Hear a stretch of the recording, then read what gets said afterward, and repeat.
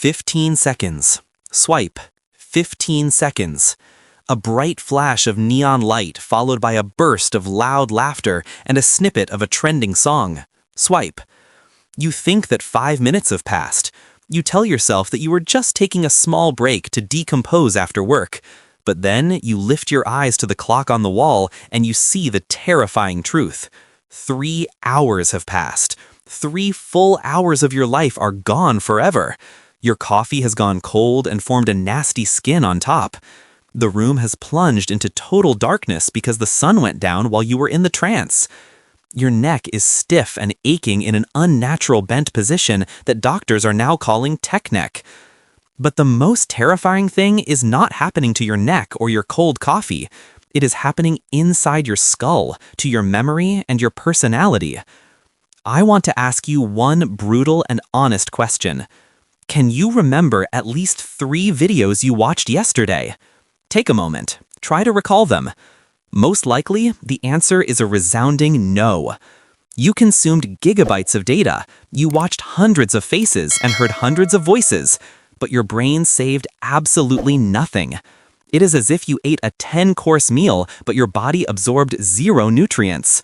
You simply let a high-pressure stream of digital noise pass through your consciousness, which left behind only a hollow feeling of emptiness and a low-level background anxiety. This is not entertainment. This is a lobotomy on an installment plan. The internet has come up with a term for this specific state of mind. They call it brain rot. It sounds like a funny meme used by teenagers, but in reality, it is a medical fact that I felt on my own skin with terrifying clarity. Brain rot is when your attention span, which is the ability to hold your focus on one single subject, shrinks to 8 seconds. To put that into perspective, that is less than the attention span of a goldfish. A goldfish can focus for 9 seconds. We have officially lost the evolutionary race to a creature that lives in a glass bowl and eats flakes. Remember how you used to watch movies 5 or 10 years ago? You would sit down and immerse yourself in the story. Now ask yourself how you watch movies today. Do you really watch them? Or do you put the movie on and after 20 minutes you feel a strange itch? You get bored.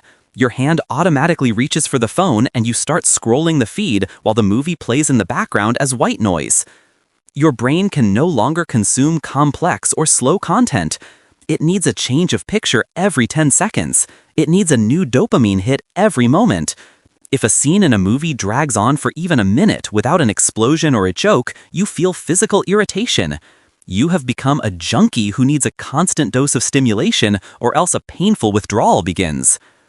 Why is this happening to us? Why did TikTok and Shorts and Reels defeat the great art of cinema and the depth of literature? The answer lies in simple but diabolical neurobiology. The algorithms of these platforms are not designed to entertain you. They are designed to addict you. They use the principle of variable reward. This is exactly the same psychological mechanism on which slot machines in Las Vegas casinos work. When you pull the handle of a slot machine, or when you swipe your finger up on a screen, you do not know what will happen next. Will it be a funny meme that makes you laugh? Will it be a beautiful girl or a handsome guy? Or will it be a boring advertisement for a mobile game? It is precisely this uncertainty that forces your brain to release dopamine. Dopamine is not the pleasure hormone as many people mistakenly think. Dopamine is the neurotransmitter of seeking and anticipation. It is the fuel that drives you to hunt. In the wild, this mechanism forced our ancestors to search for food and water. Today, it forces you to search for the next viral video.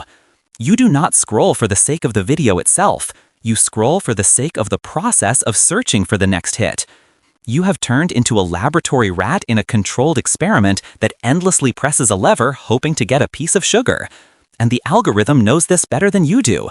It measures exactly how many milliseconds you look at a video to serve you the next dose that will keep you trapped. My personal moment of truth when I realized that I had turned into a cognitive vegetable did not happen during scrolling. It happened in real life during a normal conversation with my best friend.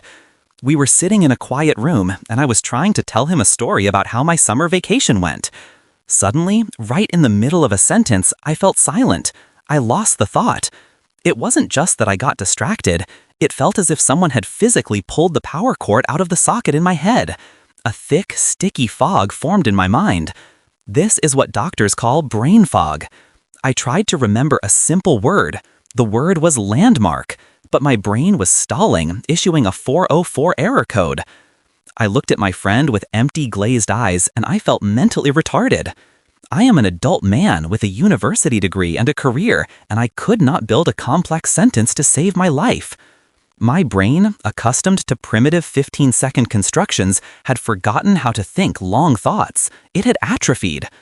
That evening, I came home and looked at myself in the mirror and admitted the ugly truth. I had degraded. The decision I made was radical. It was like amputating a limb that has gangrene to save the rest of the body. I took my phone and I deleted TikTok, Instagram, and YouTube. I left only the ability to watch long educational videos on a desktop computer, but I completely cut off access to the vertical drug on my smartphone. I was scared. It sounds stupid to say this out loud, but I was genuinely afraid to be left without this little pocket comforter that saved me from any second of boredom. I was afraid of the queue at the grocery store. I was afraid of the ride in the subway. I was afraid of awkward pauses in conversations. I knew my brain would rebel, but I did not expect the physical memory and the chemical dependence to be so incredibly strong. The first 3 days were absolute hell for my thumb. This is a phenomenon called the phantom swipe. I would open the photo gallery or the weather application and catch myself automatically making a sharp upward movement with my thumb, trying to scroll through a static picture. My hand lived a separate life from my mind. It was looking for this endless stream of content, but it kept hitting a dead end. The world around me seemed unbearably and agonizingly slow. People spoke too slowly. Traffic lights took an eternity to change from red to green. The elevator seemed to ride for years between floors. Everything annoyed me. My brain, which had been accelerated by the clip rhythm to superluminal speed, crashed into the concrete wall of reality and howled in pain. I felt like a Formula One driver who was forced to ride a rusty bicycle. This was not just boredom, this was sensory deprivation. From the 4th to the 7th day, the real agony began. This was the battle of boredom. I decided to try watching an educational video on YouTube on my computer. It was a regular lecture about history that lasted for 20 minutes. Before my addiction, I would swallow this kind of content for breakfast with pleasure. But now, it seemed like sophisticated torture. After just 2 minutes, my leg began to twitch nervously under the table. My hand reached for the table searching for a non-existent phone. My thoughts began to jump around like mad monkeys in a cage. My prefrontal cortex, which is the brain area responsible for self-control and planning, was desperately trying to keep my attention on the lecturer. But my limbic system, which had become accustomed to bright flashes and loud noises every 15 seconds, was screaming at me. It yelled that this is boring. It demanded action. It demanded a frame change. I turned off the video at the 5th minute, feeling like a complete failure. I could not sit still for 5 minutes. 5 minutes? This was the concentration level of a 3-year-old child, and I was a grown man. To understand what was happening to me, I had to delve deep into the science of neuroplasticity. Our brain is not a frozen stone that never changes. It is more like soft clay. It is constantly rebuilding and reshaping itself for the tasks that we give it every day.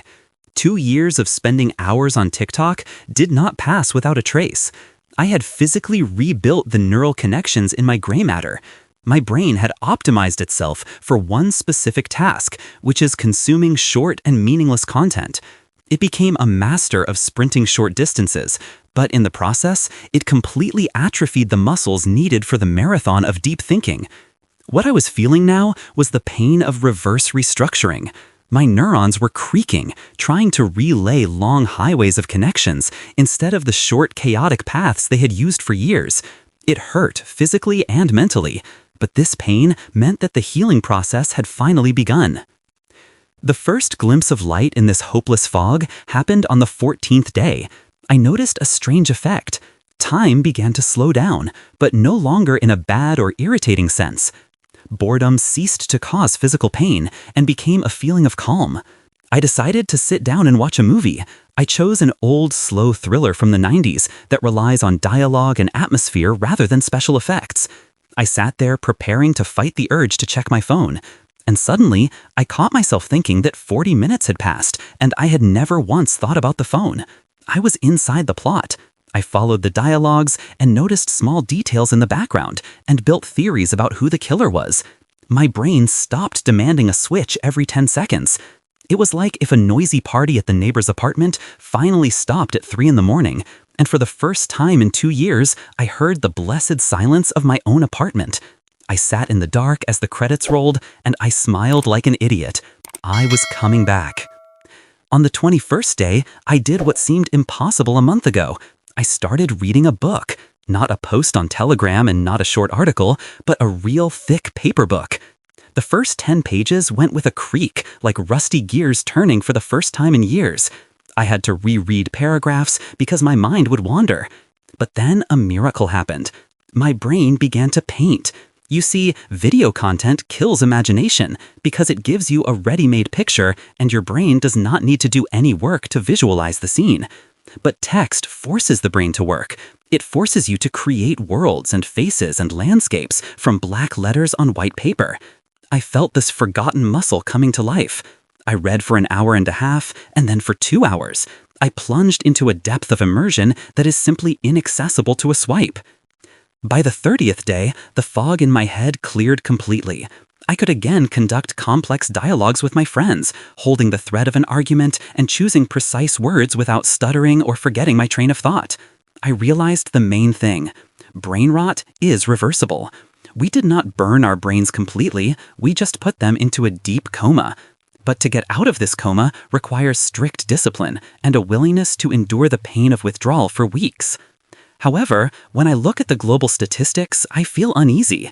Studies show that the average IQ of the younger generation has begun to fall for the first time in 100 years. This is known as the Flynn effect reversal.